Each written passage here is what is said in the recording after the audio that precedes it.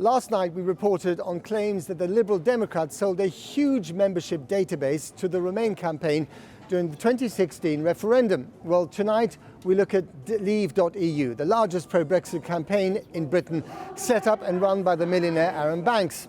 A whistleblower who worked for UKIP during the referendum campaign has told this programme how he was ordered to hand over the personal details of more than 100,000 UKIP supporters to a team employed by Mr Banks in what could have been a breach of the law. Both Leave.EU and UKIP deny that they did anything wrong. But tonight, the whistleblower has made a formal complaint to the Information Commissioner. Ed Hauker has this exclusive report. It grew out of Brexit, but in the hothouse of division, it's thriving.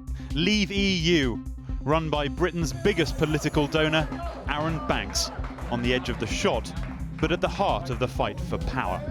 Would have done it by damned hard work on the ground, by people like my friend Mr Banks here. Changing this country forever.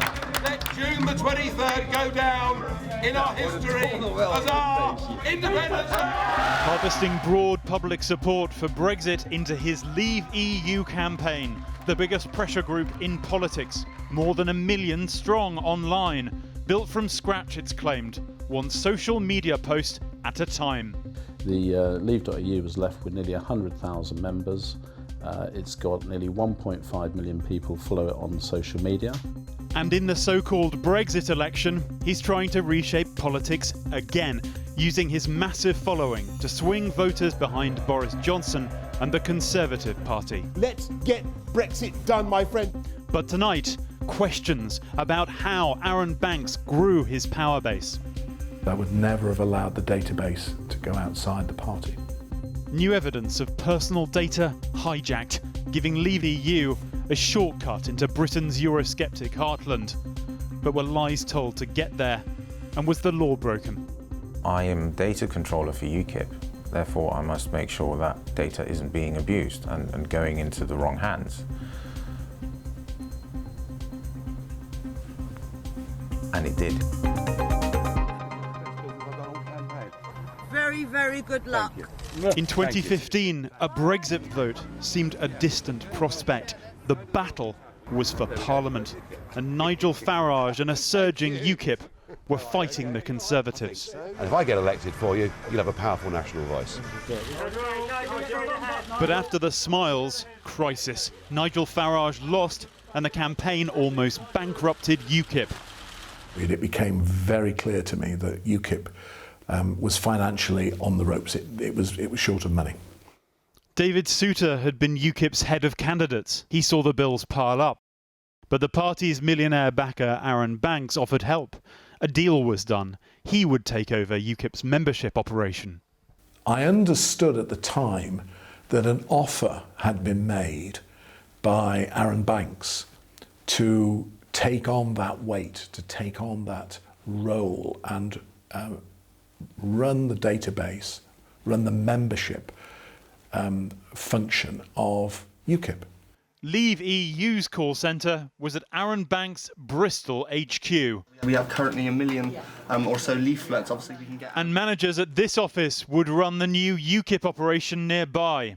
Staff there would have access to one of the party's most prized possessions, the personal details of party members which UKIP had promised would be used only for official party business. A who's who of Eurosceptic Britain. It would have had about 135,000 individual records. Dan Denenmark had responsibility for UKIP's data. He has never spoken about this before.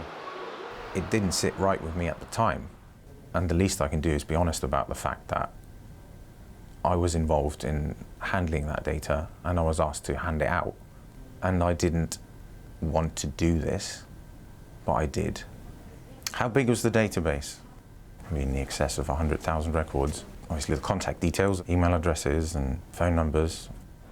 And as Arron Banks took over UKIP's membership services, he launched his own independent and non-partisan campaign, Leave.EU. third-party data could kickstart that campaign. Plenty of people on the UKIP list may well have supported Leave.EU, but data law is clear. It says you must protect people's personal data, and you need permission to share it with separate organisations. To share it without consent is unlawful.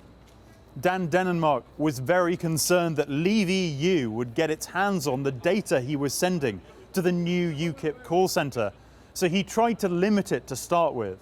But then he was instructed to hand it all over. I basically lost. That was the end of me being in control of this data. They are now being able to create their own lists, and there's no way of me stopping them from doing so. Both Leave.EU and UKIP insist that party's data wasn't shared. But at the time, there were troubling signs that wasn't the case at UKIP HQ. The people who answered the phone at head office approached me and said, I just had a member call up, and they said, Leave.EU has made contact with me. How do they know my contact details? And when this ex-UKIP member was contacted by Leave.EU, they wouldn't admit specifically where they got his data. He doesn't want to give his name. He kept phoning and kept asking me to join. It became very persistent. It was getting towards sort of once a day. I started then to request that they stop phoning. Could they take my details off their database? Did they tell you where they got your details from? He just said it was a political database. To me, it was obvious it had come from UKIP. It was the only party I've been a member of, the only political database I've been a member of, and I requested where they got that information from. Did they tell you? No. So, what did UKIP tell members about who was controlling their private data? Well, this party magazine shows UKIP VIPs at the new call centre. There's no mention of Arron Banks or Leave.EU. Now look at this photo. Here's the original. Spot the difference? Leave.EU has been quite literally airbrushed out. A database of members or supporters doesn't only help you contact people, it can supercharge a campaign. Give a company like Google or Facebook a list of people and they can scan them for attributes, age, gender, the issues they care about. They can then find more of these similar audiences, or lookalikes as they're called.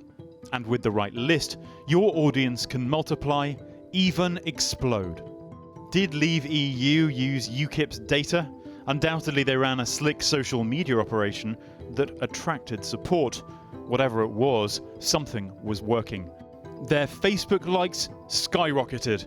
By the time Britain voted for Brexit, 750,000. Arron Banks had grown a direct line to Brexit's most committed supporters. The sun has risen on an independent United Kingdom. They may have been celebrating victory, but the fight wasn't over. A new battle loomed, this time with Parliament, as concerned MPs paralysed procedure and tried to block Brexit.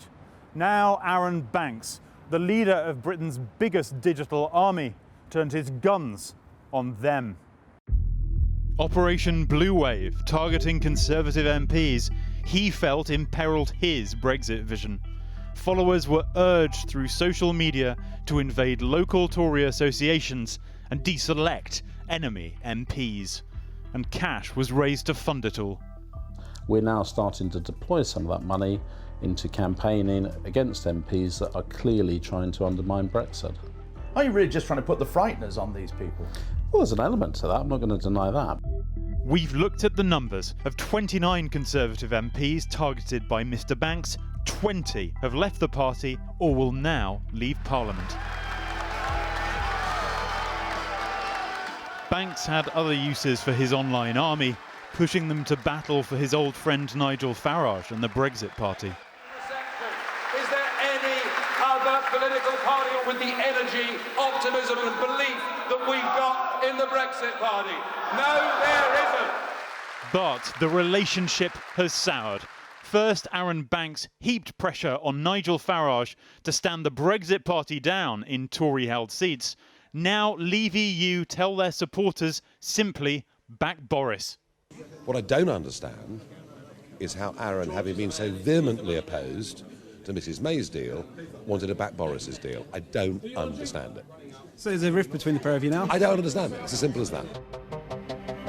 A statement from Arron Banks said no data was shared, use of the database had direct authorisation from UKIP, and that he employed the staff accessing UKIP's data on behalf of that party.